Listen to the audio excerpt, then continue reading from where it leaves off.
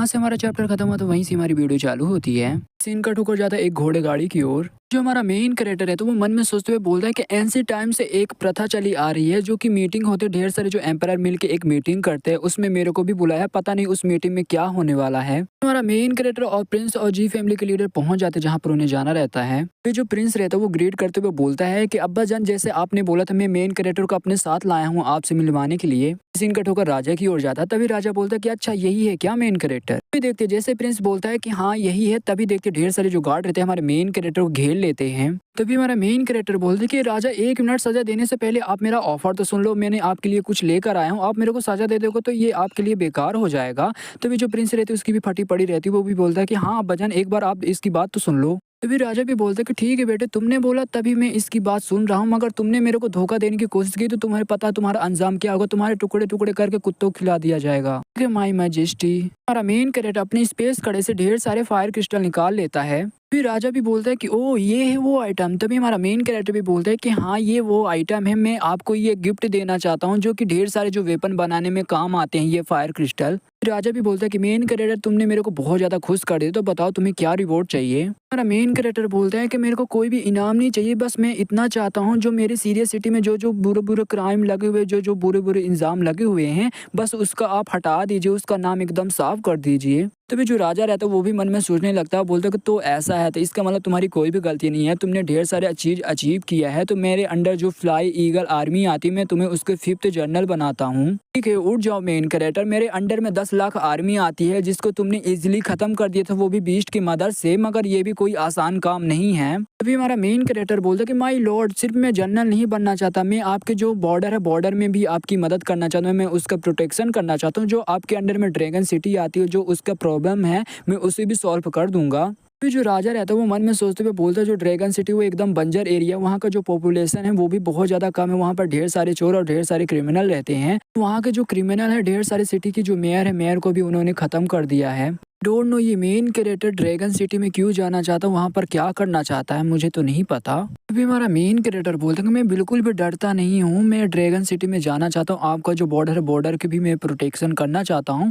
I know वहाँ पर ढेर सारे जो चोर है, चोर भरे पड़े हुए हैं, तो मैं जाकर उन चोरों को भी ख़त्म करूँगा, आपके जो ड्रैगन सिटी में जो प्रॉब्लम है उसे भी मैं जाकर सॉल्व करूँगा। अभी हमारा मेन कैरेक्टर मन में सोचते हुए बोलता है जो ड्रैगन सिटी है उसमें ढेर सारे ट्रेजर छुपे पड़े हुए हैं। अभी राजा भी बोलते हैं कि ठीक है जाओ ड्रैगन सिटी में, जो ढेर सारे जो चोर और ढेर सारे जो क्रिमिनल जाकर तुम उन्हें ख़त्म करना, और जो ढेर सारे जो ड्रैगन सिटी के माउंटेन और रिवर है तुम जाकर उनके भी एकदम अच्छे से देखभाल करना, उनकी अच्छे से प्रोटेक्शन करना, जैसे तुमने किया वैसे तुम जाकर करना, आज से तुम ड्रैगन सिटी के नए लॉर्ड हो। अभी हमारा मेन कैरेक्टर भी बोलता है कि थैंक यू लॉर्ड, आप बहुत ज़्यादा काइंड पर्सन की हो। प्रिंस बोलता है हमारे मेन कैरेक्टर से मेरे पास और भी चीज़ें जो कि तुम्हें और भी ज़्यादा खुश कर देंगी। तभी हमारा मेन कैरेक्टर बोलता है कि और भी ज़्यादा। हमारा मेन कैरेक्टर बताता है कि प्रिंस ने उससे क्या बोला था। प्रिंस ये बोल रहा था कि आई नो तुम्हारी एक बीवी ऑलरेडी है, मगर जितना चाहो तुम उतना बीवी रख सकते हो, क्योंकि ये एक चाइना मांगा है जो कि इसमें जितना चाहो उतने बीवी तुम रख सकते हो। तो मेरे पास भी मेरी एक बहन है जो कि रॉयल फैमिली से बिलोंग करती है, तो तुम उससे शादी क्यों नहीं कर लेते हो।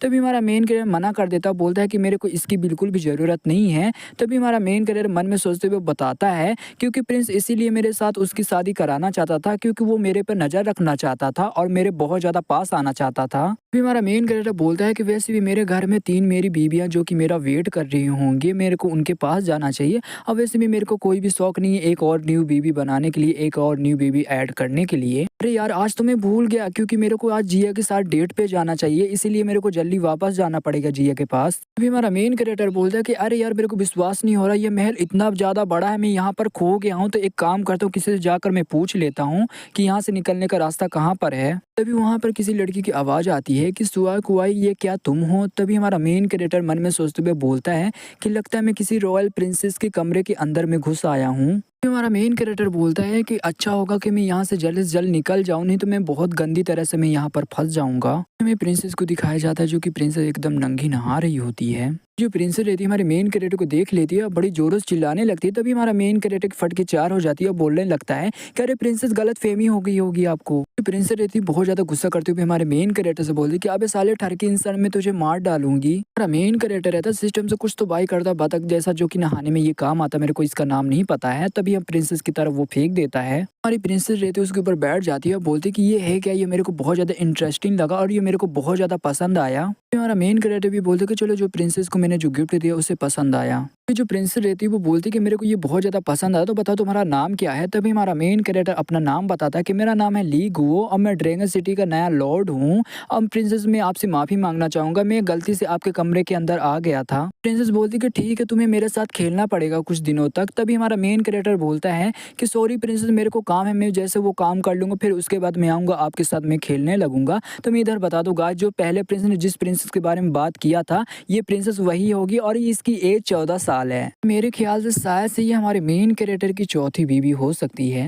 हमारा मेन कैरेक्टर बोलते कि चलो फाइनली मैं प्रिंसेस के कमरे से बाहर आ गया हूँ और मेरा जो सर है, मेरा सर बहुत ज़्यादा दर्द कर रहा है। फिर हमें कुछ टाइम पहले की सीन दिखाया जाता है जहाँ पे जो हमारी प्रिंसेस रहती है वो बोलती है हमारे मेन कैरेक्टर से कि ठीक है मैं तुम्हें जाने दूंगी, मगर तुम्हें मेरे लिए 109 खिलौने बनाने पड़ेंगे जब तुम मेरे से मिलोगे। तभी हमारा मेन कैरेक्टर भी एकदम हैरान हो जाता, बोलता है कि 109 खिलौने। फिर हमारा मेन कैरेक्टर मन में सोचते हुए बोलता, देखा जाए तो ये मेरे लिए आसान है क्योंकि मेरे सिस्टम के पास तो 109 खिलौने आसानी से मिल जाएंगे। हमारा मेन कैरेक्टर बोलता है कि जहाँ पर मेरे को आना था फाइनली मैं वहाँ पर आ चुका हूँ। तभी देखते हैं जो एक गार्ड रहता है वो हमारे मेन कैरेक्टर को रोक लेता है, बोलता है कि अरे यार तुम कहाँ पर ऐसे घुसे चले आ रहे हो, तुम्हें पता भी है तुम्हें कहाँ पर जाना है। तभी हमारा मेन कैरेक्टर बोलता है कि तुम मेरे रास्ते से हट जाओ, मैं तुम्हारा मास्टर हूँ। गार्ड रहता है वो बोलता है कि अरे यार तुम ऐसे कैसे कह सकते हो कि तुम हमारे मास्टर लगोगे, क्योंकि यून फैमिली में जितने भी बंदे मैं सारे बंदों को मैं जानता हूँ, यहाँ तक कि हमारे नौकर भी तुम्हें नहीं पहचानेंगे। कोई बंदा आओ और इस बंदे को निकाल के बाहर फेंक दो। जो हमारा मेन कैरेक्टर रहता है अपना पावर एक्टिवेट कर लेता है और बोलता है गार्ड से क्या तुम इसे आजमाना चाहोगे। तभी देखते जो गार्ड रहती है उसकी फट के 4 हो जाती है। वो बोलता है डरते डरते कि अरे यार तुम पागल हो गए हो क्या। हमारी जिया पीछे से आती है और बोलती है कि रुक जाओ। तभी हमारी जिया मेन कैरेक्टर से गले लग जाती है और बोलती है कि अरे कमीने मेन कैरेक्टर, तुम्हें इतनी ज़्यादा देर कैसे लग गई, कब से मैं और मेरी बहन तुम्हारा वेट कर रहे थे। तभी हमारा मेन कैरेक्टर भी बोलता है कि मैं क्या करूँ यार, मैं तो जल्दी आ गया था, मगर ये तुम्हारा जो गार्ड है वो गार्ड ही मेरे को रोक कर रखा था। फिर जो हमारी जिया रहती है वो बोलती है कि अरे अंकल जो ये मेरी बहन का बंदा है, मैं इसे बिल्कुल भी परेशान नहीं करना चाहती हूँ, तो आपने इसे क्यों परेशान किया।